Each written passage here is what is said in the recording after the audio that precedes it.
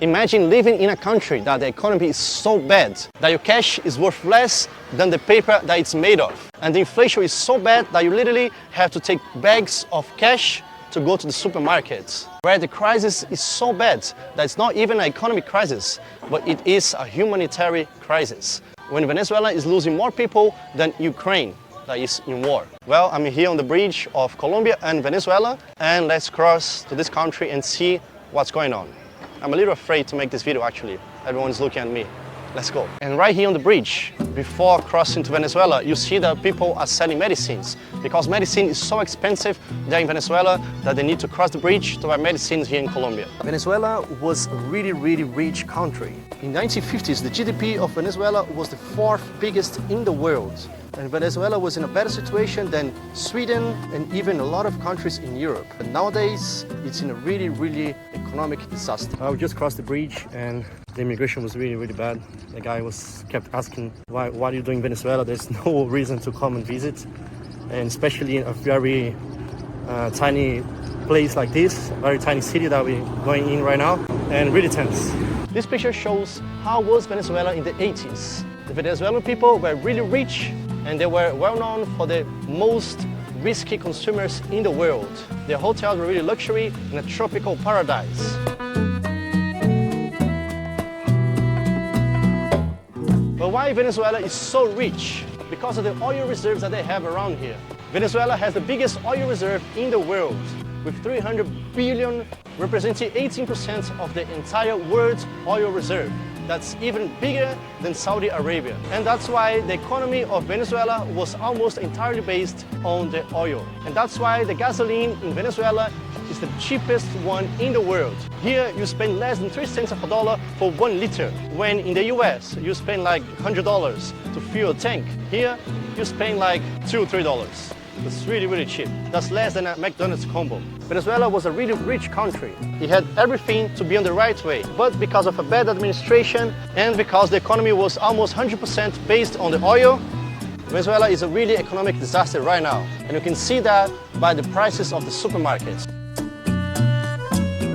Tomato sauce less than $2, green corn less than $2, mayonnaise $2, oil $1, Heinz ketchup 50 cents, corn flakes $1.20. And if you pay attention, it's been almost 1 year that this corn flakes is there.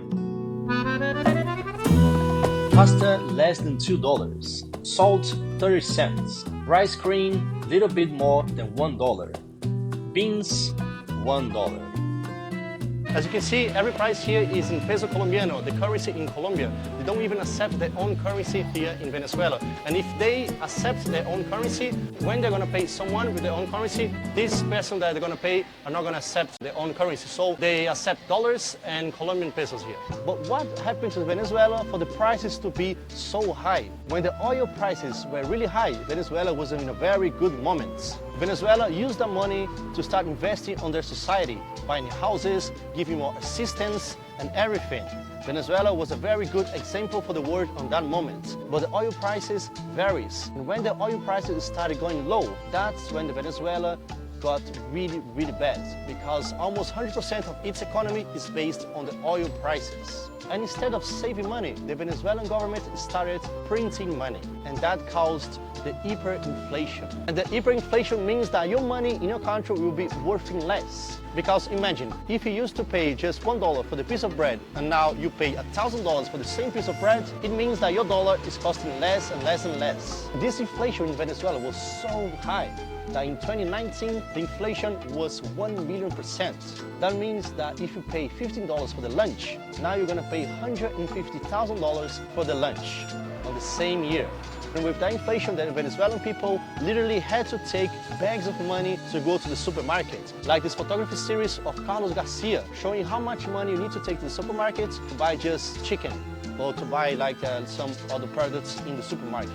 So this is what caused Venezuela to be in the situation right now. Man, Venezuela is a really beautiful country, a country in the Caribbean Sea, and they have the biggest waterfall in the world, the Angel Falls. They have beautiful people and beautiful landscapes, but the administration is what ruins the country. And walking on the street, we met this Venezuelan guy that really likes my country, Brazil. He said he's a fan of Brazil, of our people, our culture and our football. And then he invited us to come to this house to eat some food. And arriving at his house, he demonstrated that he really likes our music.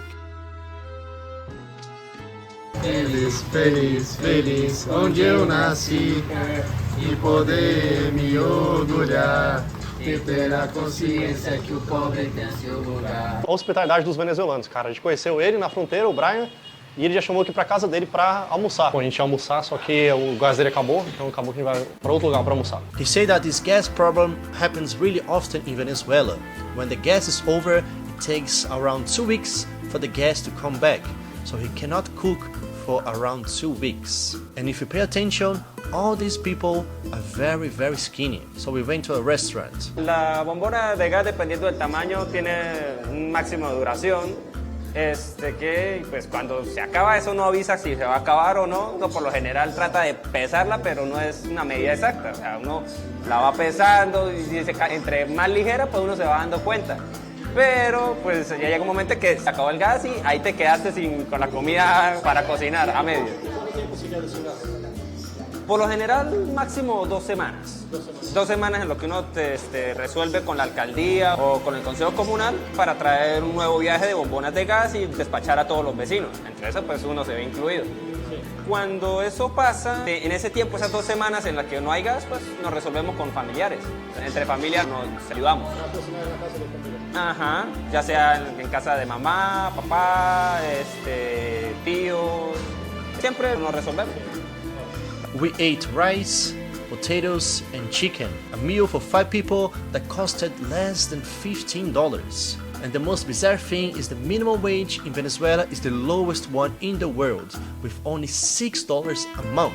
So do you see this meal that we just ate? You can't even buy this meal with the minimum wage. Y una pregunta, tú ganas en otra moneda y gastas en otra moneda. ¿Hace cuánto tiempo que no usas la moneda de tu país? Oh, Dios mío, tengo como... Yo tengo como 4 años. 4 años que no usas. No, 4 años que no uso. 4 o 5 años. ¿Tú tienes muchos amigos y familiares que salieron de acá en los últimos años? Sí, sí, claro que sí. Muchos amigos, se fueron muchos amigos de todos lados, familia también. Se fue mi hermana, se fue un tío, varias personas, primos, bueno. ¿Cómo está vivir en Venezuela con esta situación económica ahora? Pues aquí pues difícil, o sea, uno trabaja y pues lo que uno trabaja es como para comida. Chao chicos! Chao chao! In 2018, 64% of the Venezuelan people lost 11 kilograms. So that means that they're not eating and they're starving for food. And that situation is so damn bad that some Venezuelan people started to eat dogs on the street. It's a really, really sad situation. Man, I just stayed for a few hours in Venezuela. I didn't have my passport, so they just let me in for a few hours. I was kind of illegal actually. And within these few hours, I could see the struggle. This country is really in danger. They really need some help. And the worst part, this is happening right now. One day, I really want to go back to Venezuela to stay more time, but this time, I just stayed for a few hours. And see you on the next video.